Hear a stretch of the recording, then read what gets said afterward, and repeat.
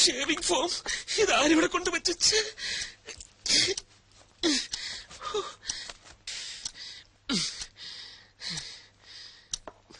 Spray.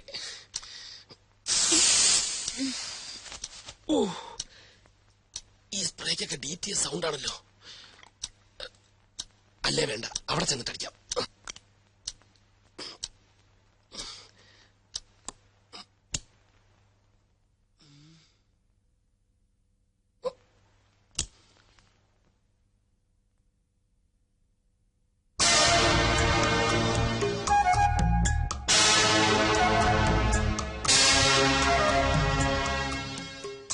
ഭാഗ്യം, എല്ലാരും ഉറങ്ങി.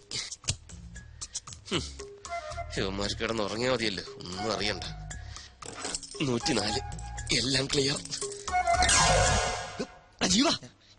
എന്താടാ?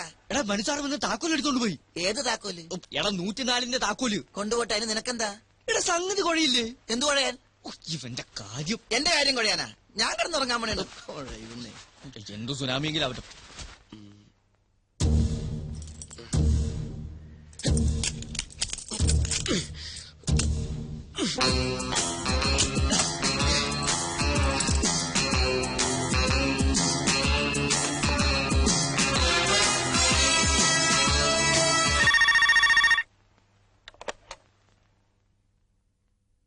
ഹലോ.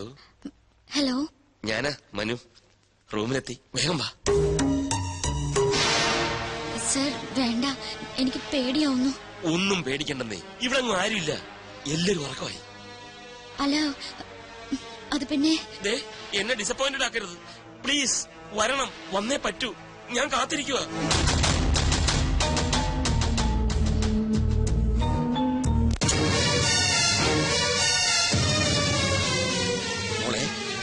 മോളെ മോളെ മോളെ രഞ്ജു, എന്തൊരുറക്കം. അച്ഛനോ? അച്ഛനെപ്പോ വന്നു? ഞാനിപ്പോ വന്നേ ഉള്ളൂ. അത് പോട്ടെ, എന്റെ പുന്നാര മരുമോൻ എവിടെ? മനു ഇവിടെ കിടന്നിരുന്നല്ലോ. ബാത്റൂമിലോ മറ്റോ പോയി കാണും. മനുവേട്ടാ, എന്റെ മോളെ അങ്ങനെ വിളിച്ചാലൊന്നും അവൻ കേക്കില്ല.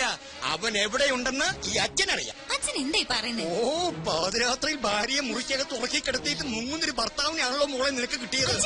നീ ഇനി ഒന്നും പറയണ്ട, എല്ലാം നേരിട്ട് കണ്ടാലേ നിനക്ക് ബോധ്യാവുള്ളൂ. വന്നേ നോക്ക്, വെറുതെ എന്നെ ക്ഷമ പരീക്ഷിക്കരുത്. തനിക്കെന്താ എത്ര പേടി? അതൊന്നും പറഞ്ഞാ പറ്റില്ല, വന്നേ പറ്റൂ. 5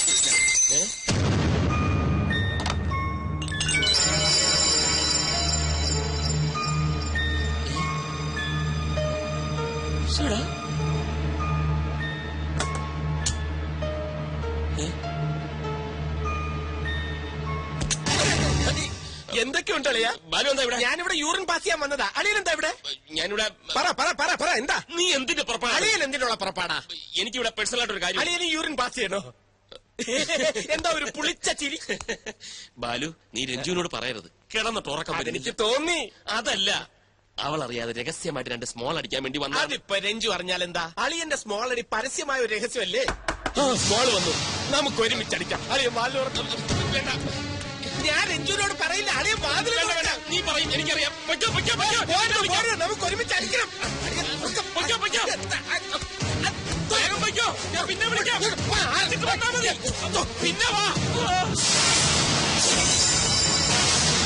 മോളല്ല, ബിഗ്ഗ വല്യച്ഛൻ.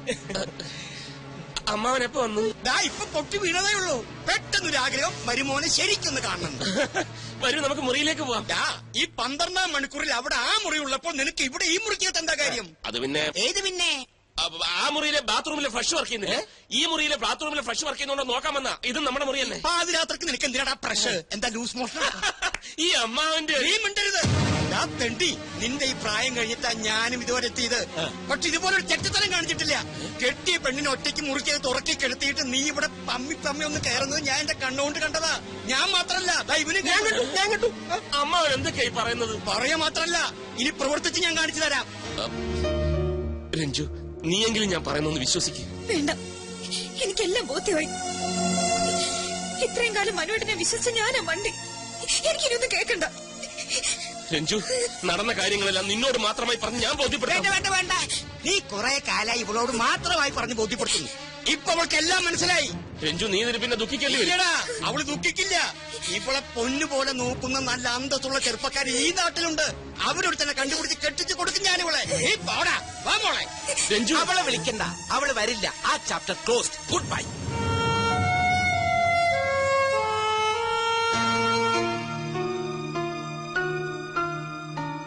എന്താ സാർ, എന്തു പറ്റി? എല്ലാം കുഴപ്പമായടാ. രഞ്ജു വളരെ ഫീൽ ചെയ്താ പോയത്. വേണ്ട, അകത്തോട്ട് കയറണ്ട. എനിക്ക് പറയാനുള്ളത് ഞാനത് പോണ്ടിച്ചേരിയിൽ വെച്ച് പറഞ്ഞു. നിനക്ക് പറയാനുള്ളത് നീയും പറഞ്ഞു. ഒടുവിലൊരു തീരുമാനവും. ഇനി നിനക്ക് എന്താ വേണ്ടേ? എനിക്ക് രഞ്ജുവിനെ കാണണം. അതിനാ ഞാൻ വന്നത്. രഞ്ജുണ്ടായിരുന്നല്ലോ അവിടെ, നീയും കണ്ടതല്ലേ. അവൾക്ക് പറയാനുള്ളത് അവളും പറഞ്ഞു. ബാലു നിനക്ക് വല്ലതും പറയാനേ പറഞ്ഞു കൊടുക്കണ. ഹലോ, എനിക്ക് നിന്നോട് ഒന്നും പറയാനില്ല. നീ പോടാ എന്റെ പാട്ടിന്. അമ്മാവ തമാശ കളിക്കാനുള്ള നേരമല്ലത്. രഞ്ജുവിനെ കണ്ടിട്ടേ ഞാൻ പോവും. എനിക്ക് അവളോട് സംസാരിക്കണം. പക്ഷേ അവൾക്ക് നിന്നോട് സംസാരിക്കണ്ടെങ്കിലോ? എല്ലാം കേട്ടോണ്ട് അകത്തിരിപ്പുണ്ട്. സംസാരിക്കാനോ പറയാനുണ്ടെങ്കിൽ ഇറങ്ങി വരില്ലേ? അവള് വന്നില്ലല്ലോ. നീ ഇനി ആരെ കാണാനീ നിക്കണേ? പിന്നൊരു കാര്യം, നീ നേരെ ആഫീസിലോട്ടാണ് പോകുന്നെങ്കിൽ അവിടെ പോയിട്ട് കാര്യമില്ല. ആ കസേര ഞാൻ മാറ്റി പണിയാൻ കൊടുത്തു അല്ലേടാ. പിന്നെ കമ്പനി വക കുറച്ച് പണം ബാങ്കിൽ കിടപ്പില്ലേ, അത് ഞാനങ്ങ് മരവിപ്പിച്ചു. ഈ നിനക്ക് 5 or 10 വേണമെങ്കിൽ ചോദിച്ചാൽ ഞാൻ തരാട്ടോ. നിങ്ങളൊരു മനുഷ്യനാണോ? അല്ലടാ മൃഗം, കണ്ടാ മൃഗം. എന്നെ തോൽപ്പിക്കാനാണ് ഭാവമെങ്കിലും നടക്കില്ല. രഞ്ജു എന്റെ ഭാര്യയാണെങ്കിൽ അവൾ എന്നോടൊപ്പം ജീവിക്കും. അവൾ എന്റെ മോളാണെങ്കിൽ ഞാൻ പറയുന്ന അനുസരിച്ച് ജീവിക്കൂ. കാണാം. കാണാം. നീ പോടാ, വാടാ. വന്നു.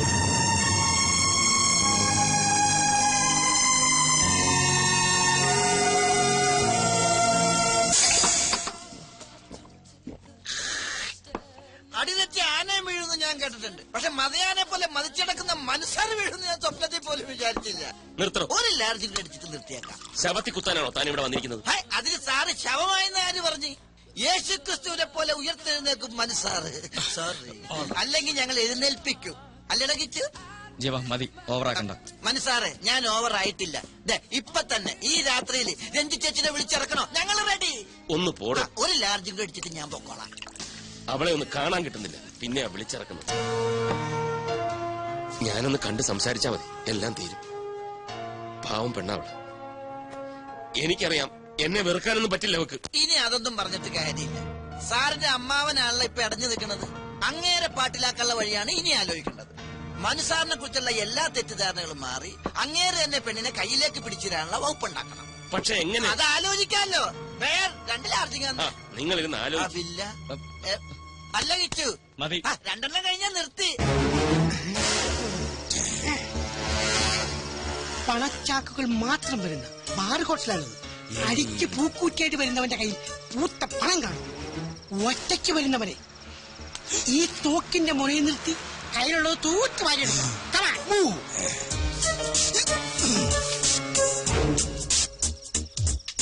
സത്യം, ഈ തോക്ക് കണ്ട കള്ളത്തോക്കാന്ന് തോന്നില്ലല്ലോ. ആ തോക്കുമ്പോ കള്ളത്തോക്കെന്ന് എഴുതി വെച്ചിട്ടുണ്ടാ. ഞാൻ പറഞ്ഞ ഓർമ്മയുണ്ടല്ലോ. ധൈര്യം കൈവിടരുത്.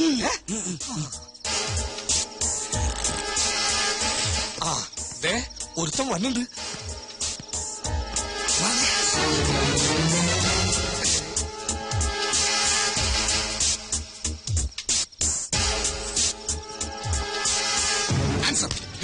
മിണ്ടിപ്പോകരുത്. നിങ്ങൾ ആരാ?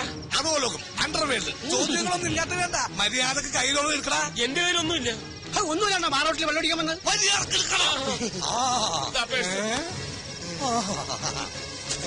250 കുഞ്ഞിനെ. ഇതെന്തിനാ കോലുമിട്ടായി വാങ്ങാനാ? ഞങ്ങളൊരു വേലയിറക്കല്ലേ. കുണ്ടറയിലൊരു 5 മുതലാളിനെ പട്ടാപ്പകൽ തട്ടിക്കൊണ്ടുപോയി തളർത്ത് കൊന്നില്ലേ? ഞങ്ങളുടെ പടം പത്രത്തിലായിട്ട് വായിച്ചില്ലേ? വായിച്ചു. അങ്ങനെ ഫ്രീ ആയിട്ട് മരിക്കണമെങ്കിൽ കൈകളൊക്കെ എടുക്കടാ. എന്റെ കയ്യിലൊന്നും ഇല്ലെന്ന് പറഞ്ഞില്ലേ? നിന്റെ കയ്യിൽ വാക്യം മോതിരമൊക്കെ ഉണ്ട്. എടുക്കണം. ഇതുപോലത്തെ പിച്ചക്കാശ് കൊണ്ട് മേലാ ബാറോട്ടിന് മുമ്പിൽ കണ്ടുപോയത് പിടിച്ചു പറി പാഴാശാനെ. ഇനി നമുക്ക് വില കിഡ്നാപ്പിംഗ് നോക്കാം.